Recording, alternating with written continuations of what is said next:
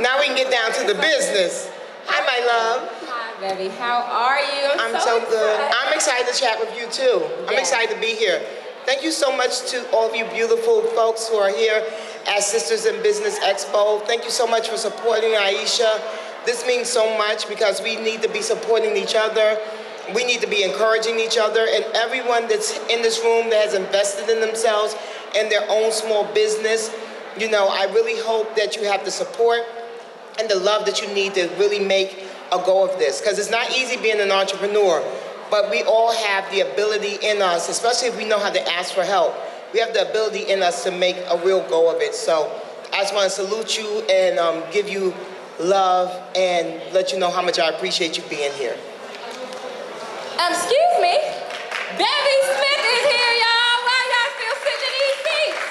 Let's get some energy. It is a fun event. We are here for business and to celebrate all of you women, to celebrate small businesses and get some free gems from Bevy. And of course, go over there and definitely check out her book, where she does all of that and more. Bevy, thank you so much for sitting down. I'm so excited to get into your interview. Now, the other day, there was a Versus. Oh, yeah. And I saw that you were on there. Yes. I just want to know who won. Well, I mean, clearly, the Locks won. And, you know, a lot of people were like, oh, but you're from Harlem, Dipset. And I was like, but the Locks are from, like, Yonkers, which is uptown. And so it's all one big happy family. But it was a really great moment for the culture. And speaking of, you know, you saw that I was really big into the Versus. I posted a lot of throwback pictures from that era, from when I used to be the fashion and beauty advertising director at Vibe magazine.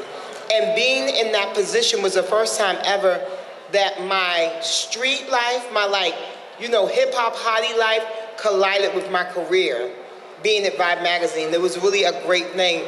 And when I looked at those pictures, when I looked at all those fabulous photos of folks, I was like amazed at the fact that I had almost kind of forgotten the kind of like hip hop hottie that I once was. I was like, oh, I forgot how much fun she was. She's a good time. How many of us have like personas that we've kind of like put away, and then sometimes, but you should always bring them back every now and again. Let them come outside and revisit. This sounds like Big Bev. Yes, Big Bev from Uptown, that's right. You read the book. So, like you said, you spoke a little bit about when you were over at Vibe, and you've done so many things in your career. But right now, let's talk about like how you got into this entrepreneurial path that you've been on, because it wasn't always the Bevy Smith that we know and love today. You had a journey, and it's art. Yes, I did. I mean, you know, I became an accidental entrepreneur because when I quit my job at Rolling Stone magazine as the only kind of black woman in that management space, the only black person in that management space, I knew I wanted to kind of go into entertainment, into media.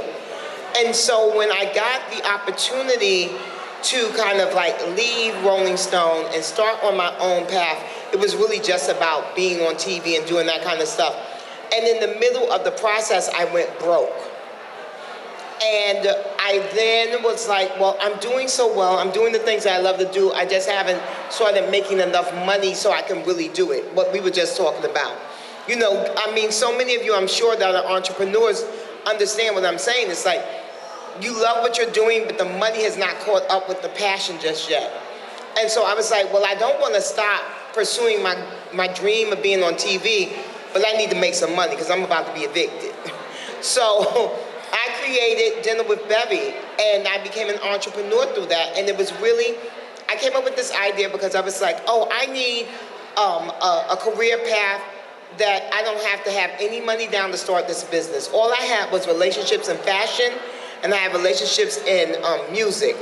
And so I started doing dinners for music industry people. So my first dinner ever was for Music Soul Child. And then I've gone on to do dinners for Pharrell, for Idris Elba, for Kerry Washington, for HBO, for Moet Hennessy, for all these big brands. But it just started with an idea, and I became an entrepreneur. Not because I even ever thought or dreamed of being an entrepreneur. I always say I was an accidental entrepreneur. Fabulous. Isn't she fabulous? Like, I mean, and the one thing that I really enjoyed about your book and enjoy about you, Bevy, is that not only have you had like this super colossal career where you were in marketing and doing things that we would all like take our arms off for. But then you gave it all up and you said, you know what, I'm gonna do what really feeds my soul and my spirit. And I think that's something that we can all applaud for Bevy, because taking that is not easy. And now, as you said, you were an accidental entrepreneur. So what lessons kind of have you learned? Any challenges, struggles that you can have for our folks in the crowd? Okay, so there's a young woman over there that has a financial services table. Oh, well, there's several then.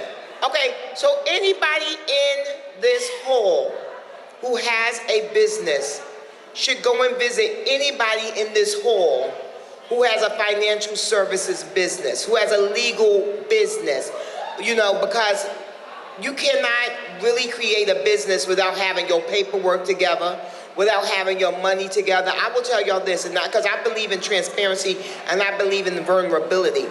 So it was awesome that I was able to quit my job, and it was awesome that I was able to create this business and all that kind of stuff. But what wasn't awesome is that I didn't realize that when I was collecting those checks and trying to catch up with like paying my bills, I was not paying someone who was very important. I believe you guys know him as Uncle Sam. Oh no. Yeah, and Uncle Sam, he didn't want to hear that I was broke and that I needed to catch up on my back bills. He was like, yeah, but you need to see me first before you saw anybody else. And so that put me in a financial, you know, kind of, in a really bad financial space. But if I had proper structure to my business, raise your hand, babe. She's over there, she's got legal services, how to incorporate. I didn't do that kind of stuff, but I didn't do a lot of the other things. And if I had someone who was with me doing financial planning and a lawyer or a legal service that I was able to engage, I would have been much better off. So I think that that's one of the first things that we all have to think about when we're going into these businesses. And even when we're doing the gig economy and when we're being freelancers, we have to make sure that we're understanding the like legal pitfalls of doing this kind of business, where we have these the freedom of creating our own lives in that way, versus having a job where they take out the taxes and all you have to do is worry about what level of income tax check return you're gonna get, right? So yeah, I think that that's one of the most pivotal things in the journey that I kind of really learned. Now, when I was reading the book, you talked about so many different Bevelations. Love the name. So clever. That you have in there, but one experience that I felt like I wanted to ask you about was you working at Vibe. It seemed to me that Vibe was like your true love that you had to let go in order to be the you of today. Yes, okay, I'm so glad you brought that up. You really did read the book. Bevy, I read the book. She really did read the book. So I loved being at Vibe magazine. Imagine working in Wakanda. That's what working at Vibe magazine was like during that era, because we had a lot of money, we were really fly. We were going to Milan and Paris 6 times a year. We were black and hip hop and sitting front row at all the big designer shows. I mean, it was a crazy, amazing experience.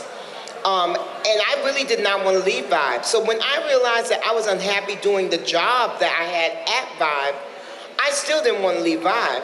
I just didn't want to do that job anymore. And I kept going back to the president of Vibe saying, well, what about if I do this? And what about if I do that? And he would always be like, no, no, no. You're really good at this. We need you in this position. You make us so much money, just stay there. And I was like, but I'm unhappy. He was like, you're really good at this. You make us so much money, stay there. And I think all of us can kind of probably identify with that. Well, you know, we're really good at one thing, and sometimes people think, well, why would you want to leave that? You're excellent at it. Everyone knows you for that, you know. But it's like, it's something in your spirit that tells you when you want to disengage and you want to try something new and you want to risk it all, which I did risk it all. But that was really, really tough for me. I did not want to leave, but something happened. I got an offer from Rolling Stone magazine, and I said to myself, oh, I'm going to go to Vibe and let them know that Rolling Stone magazine offered me this, and then Vibe will have no choice but to give me the opportunity to do something different. So I'm marching to the president's office, and I'm like, yeah, just had a really great meeting with Rolling Stone, and they want to hire me, and they're offering me $100,000 more than what I make here. And the president looked at me and said, that is amazing, Bevy. We cannot counter that. offer. So thank you so much for all that you've done for Vibe, and you take care of yourself. And congratulations on your new job at Rolling Stone. I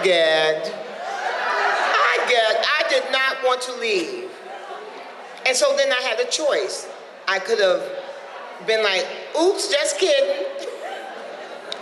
I could have doubled back and been like, oh, okay, well, I can just go to Rolling Stone, or I can say, I don't want to do this kind of work anymore anyway, so let me just go out on my own right now. Well, I took option B, because I was like, well, they're paying me $100,000 more. I'll just stay there for 1 year, and I'll collect that money, and then that'll be some seed money to start my new life. So that's what I did. But I did not want to leave Vibe. So sometimes, what they say, man's rejection is God's protection. I might still be a damn Vibe magazine if they hadn't been like, you take care, sweetie girl. Thanks for the help.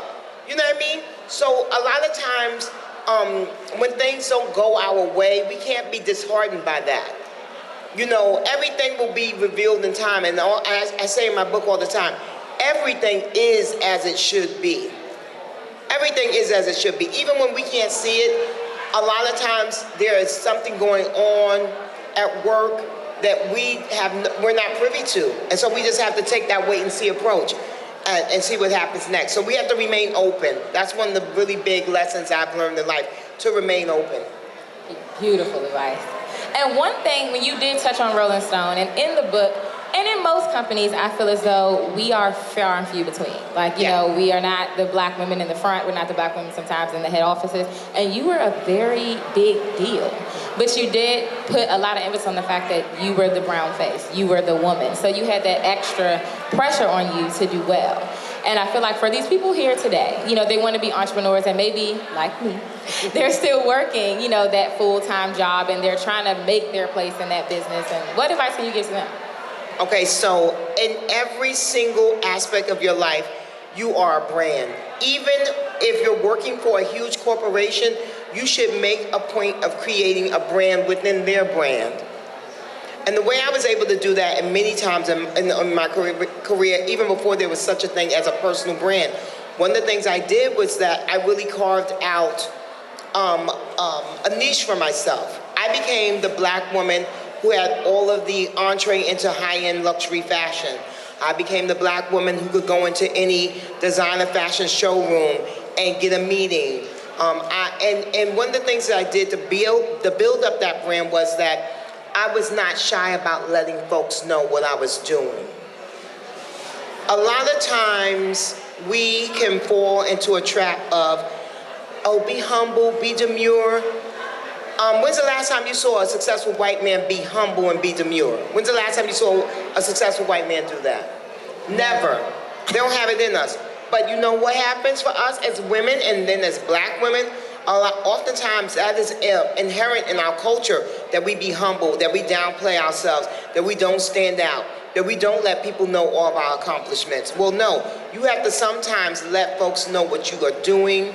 You have to let people know about your wins, and you have to ask them, if they're not willing to celebrate you, you have to ask them sometimes, especially when they're close with you, are you celebrating my wins? Are you shouting it from the rooftop that I got this promotion or whatever? You know what I mean? So just make sure you're surrounding yourself with people that are really helping you promote your brand, even within a brand. But we all have brands. I had a brand when I was 15 years old, and I was the first girl on my block to wear a spandex dress. You know what I mean? I had a brand then. I had a brand when I was, you know, when I went to when I went to high school, and I used to freestyle in the bathroom, you know, rapping, not doing other things. MC Bev. You know, I had a brand back then, you know what I mean? But we all have brands, and it's just about us tapping into it. And something that I say about in the book is that, and this is my 3 tenets based on the Red Soul proposition, and that's really about the Louboutin thing. So when Louboutin first came out, the #1 shoe, if you were a fashionista, was the Manolo Blahnik. How many people have heard of Manolo Blahnik? Now, be honest, how many people own Manolo Blahniks? Okay, right. Now, how many people have heard of Louboutin? How many people own Louboutin or are striving to get Louboutins? Exactly. Exactly. I Huh? heard it hurt your feet. So. They do hurt your feet, but all of them do. So you might, child, it hurts to be beautiful. But my point is this: Louboutin came out of the blue and was able to take over from Nola Blahnik and make it an aspirational shoe. So even if you don't own a Louboutin, you want a Louboutin. So we have to find out how we're going to get people to want to be a part of our brand. So there's 3 questions in my book that I ask. Who are you at your core? And for me, at my core, I'm Little Brown Bevy. I'm curious, I'm adventurous, I'm empathetic, I'm really smart, I'm shy. Those are things that really make up who I am. And then how are you being perceived? Now, at work, I was perceived in 2 ways. People thought I was fabulous and bougie, or people thought I was bitchy and hood. Now, the truth lies somewhere in the middle. The truth lies somewhere in the middle. But that's the way I was being perceived. But that perception didn't leave much room for curious, shy, adventurous, empathetic Bevy. So that's a problem. How did I want to be perceived? I wanted people to know that I had a heart, that I was a teacher, I was a guide, that I was someone who wanted to help others, that it wasn't just all about showing up and having on a fancy dress and the highest heel and having your face beat. I didn't want that to be my legacy. I didn't want that to be my brand. So I had to start doing work, the introspective work, so Little Brown Bevy could show up. And I think I did a good job because my book is called Bevelations, Lessons from a Mother, Auntie, Bestie.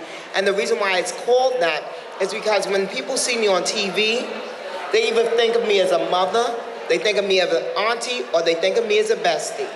And that's because when I show up on TV, even if I am funny and I'm like, being, shady or whatever, I think, and you guys tell me if I'm wrong, I think a lot of times people feel the love that comes from me. They feel the warm spirit that comes from me. And that was my goal. So I'm really proud that I was able to achieve it. So I was able to remix the idea that I was bitchy or stuck up or hood and too tough into being this nurturing spirit of a mother, an auntie, and a bestie. So that's how I built that brand. So that's how you all can build your brand, those 3 questions. Red Soul Proposition. It's in the book, Bevelations. Lessons from a Mother, Auntie, Bestie. Go buy it. It's over there. Ow. What I love about that is, when you actually do read the book and you're going through all the things that you go through, you were so open. And I love that you said that you took notes, you took journals. And then when you were unemployed. Yes. Child broke. I was like, I was going to okay, broke. No, the chapter is literally called Broke but Blissful. Yeah, it was broke. So she was still having so much fun. I was. And learning and loving herself and just taking self-care time. But she took that time way back when to say, I'm going to journal. I'm going to just write about myself. That's kind of how you said the book came about, just looking back on your notes. How did you start writing it? Because some of these references in this book are very current. Like you talking about the divorce of Bezos and all this stuff. I said, wait a minute now, baby. When did we start writing this? So the craziest thing is that the book was supposed to originally come out the book was due to the editor, to the publisher, November 3rd. My birthday is November 2nd. November 3rd, 2019. I was working Page 6 TV. How many of you guys ever saw me on Page 6 TV? Well, I hated that job. Okay. But it paid me very good money, but it took up a lot of my time and it zapped my spirit. But I was at Page 6 TV, and like I said, I was really very depressed working that job. It wasn't something that I particularly loved. It wasn't something that I really enjoyed. The content of the show wasn't something I was just like rabidly interested in.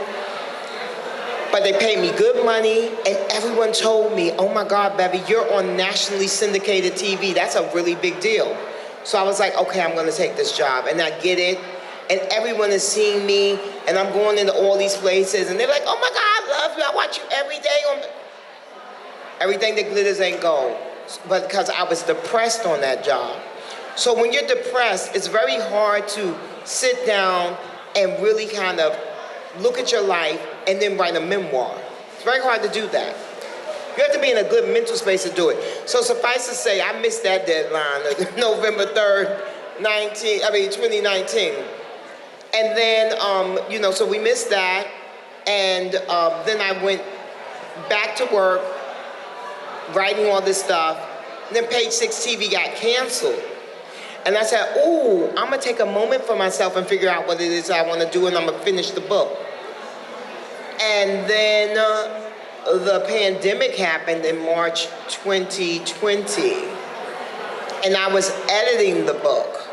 So when the pandemic happened and I got COVID in March of 2020, when no one knew what it was, they didn't know they didn't know what to tell you about anything. All they told you was, don't come to the hospital unless you literally cannot breathe. Do not show up at nobody's hospital. We don't have nothing for you. Ain't no ventilators. We ain't got nothing for you. So it was a very scary time.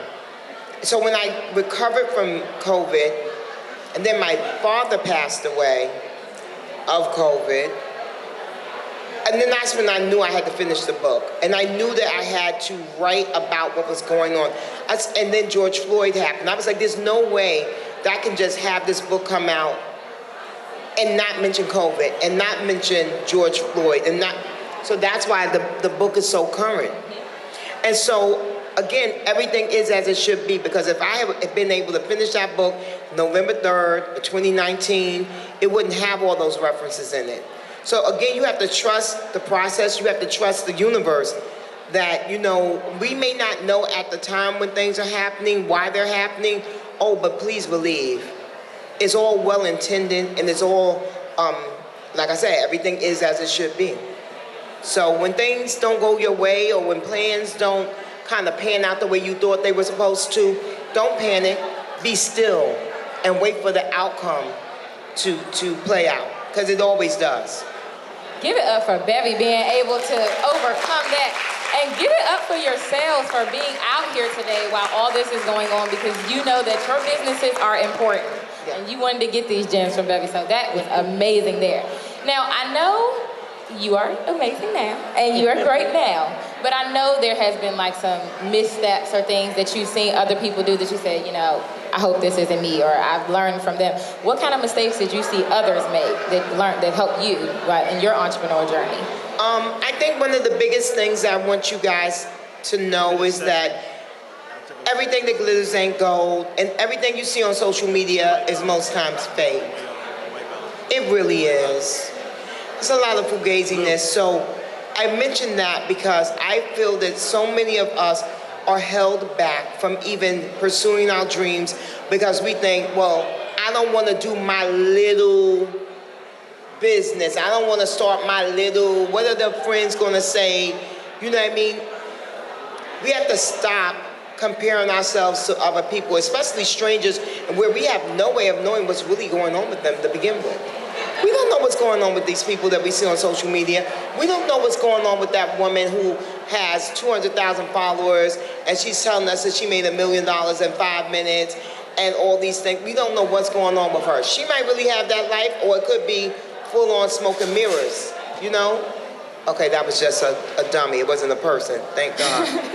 That's a mannequin, right? Okay. I think so, yeah. Ain't nobody fell out, okay. Now, insurance now. Insurance, oh yeah, we do have somebody with insurance. I don't want to be sued. Yes, but one of the things that's something that troubles me, because I know we live in this world of social media, and I always say that, and I did not come up with this, it's not a bevelation, it's something that I know to be so though, that comparison is the thief of joy. If you compare, you most assuredly will despair. Don't compare yourself to anyone else. You gotta run your own race. You have to look at your life and determine what happiness looks like for you. So for me, right now, I don't care to host another TV show about pop culture and fashion. If someone wants to give me that job and pay me well, awesome, I'll do it. But that's not something I'm pursuing. That's not where I'm putting my energy, my focus, none of it into. And that's something that, you know, I think it's really tough, because then I look at other people in my space, and you know, they're like, oh, Bevy, you should, the Real is hiring, or The Talk, or, And the one job I would like is the view. I do like that place. But I'm also now really focusing my energy on acting. That is what I want to do. And that's what I'm putting my energy into. I'm putting my energy into, I have a motivational speaking tour that I'm doing called Life with Vision. That's the work that I'm doing. And that's what I'm really focused on. So for me, I can't worry about what someone else is doing in the space that I'm supposedly living in. I have to really actually focus in on what my intentions are and the things that will make me happy. And so we have to do the introspective work in order to realize that. So I think that that's probably the biggest misstep that I see people making, where they're looking at other people's success and saying, why not me, and comparing themselves all day long. Don't do that. And Bevy is actually working right now to get an EGOT. We're going to speak it out there. We're going to put it out there, and if you don't know what that is, Emmy, Grammy, Oscar, Tony. Yes, that's one of my big goals. So another thing that I just mentioned, my Life with Vision motivational speaking tour that I'm doing. And one of the things that we talk about at Life with Vision is about being super vulnerable and taking really big risks and letting people know about our dreams, our desires, and our passions, even if it means that they laugh, that they don't believe that we can do it. So yes, I put in my book, and I speak this everywhere I go, my goal is to become an EGOT, win an Emmy, a Grammy, an Oscar, and a Tony. The way I want to win my Emmy, thank you, the way I want to win my Emmy is I could do it as a TV host. You know, Tamron Hall has an Emmy. You know, Oprah has 97,000 Emmys, you know. So yeah, so that's the way I would get an Emmy. A Grammy, I could win a Grammy for a spoken word project. I could win a Grammy for narrating my book. I could get a Grammy because I'm an actor now, and what if I'm in a show, on a Broadway show that has a stage recording, and they get nominated for a Grammy, and then they win, then guess what? Grammy winner Bevy Smith, okay? Oscar, my goal is to become, as an actor, I want to be a character actor. That means that's not the star. You know, like you think about someone like Jennifer Lewis. Before she got on Blackish, we all still knew and loved her. We didn't know her name though, right? Remember that? We used to be like, oh my God, I love that lady. She's always playing somebody's mother and she's funny. I would love that kind of career where you don't have to be a star, but people that work in the business know and respect your work, and they always call you. You're always working. Before Jennifer Lewis got Blackish, she was never unemployed.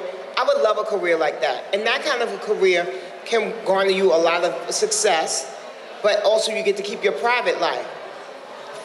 That's what I'm into, my private life.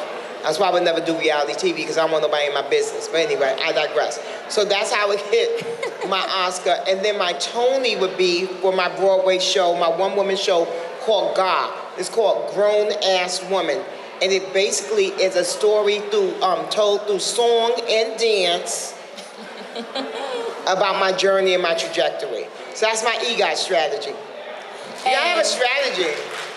Y'all hear all the success she has, she's not resting. This is what is to come. No, and okay, so my number one Bevelations is... I was gonna ask that next. Okay, go ahead. Well, now that you talk about so many Bevelations in your book, what is the most impactful Bevelation that you want to share with all of us today? There were so many. The number one Bevelation for everyone in this room that you must take in, absorb, eat it, digest it, live it.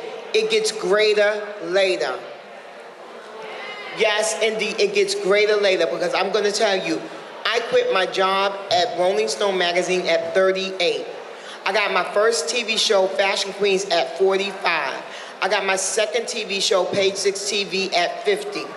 I wrote my first book and published it at the age of 54. I was the art curator on a new film that's coming out on Apple TV, and I did all the art curation at the age of 54. And I'm now a guest star on a new show that's going to be coming out on Amazon, where they called me in to do 3 lines. I did so well, they called me back to ad-lib and to do another scene, and then I did so well that they called me back to do another scene. So I've done 3 scenes a new show that's coming out on Amazon with people that you all know. And I showed up as little actress Bevy, and I did the damn thing. Hopefully I don't end up on the cutting room floor, because you know how that goes, child. They might put me on the cutting room. But the point is that I did all those things. And now I'm 54 years old. And I'll be 55 in November. And yes, it really does get greater later. I'm not stopping. Can't stop, won't stop. Ain't that what Diddy said? I'm not stopping. You know what I mean? I was one of the last people to interview Cicely Tyson. I interviewed Cicely Tyson on a Tuesday. Miss Tyson passed away on a Thursday. And I asked her, and this is all on my social media. You can go and check me out on Bevy Smith on all social media platforms. But I asked Miss Tyson, what do you say to people that feel like it's too late, the time has passed them by? She said, time has only passed you by if you believe that. It's not about what people do to you. It's about what you believe they can do to you. It's about what you believe, your belief system. And I truly do believe that, because if for any reason, when I was quitting Rolling Stone, and I'm dark-skinned, and I'm curvy, and I have short hair, and I have a lisp, and I should have said, there's no way you could get on TV. Because you have to think about something. Even to this day, there's really no one like me on TV.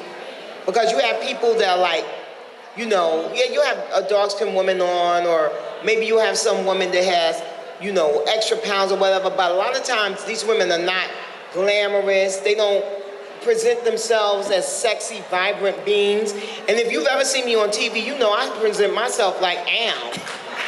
Okay? Am. With all the chocolatiness and all the thickness and all the things. That's something that is uniquely me, but I also believe that about myself. And so, even to this day, there's not a lot of people that show up looking like me on TV. Also, the fact that when I'm on Wendy Williams, if you guys have ever seen me on the Style Squad portion of the show, I speak my mind. Sometimes, oftentimes, me and Wendy disagree. I don't hold my tongue. I'm a grown-ass woman. Wendy a grown-ass woman. We can agree to disagree.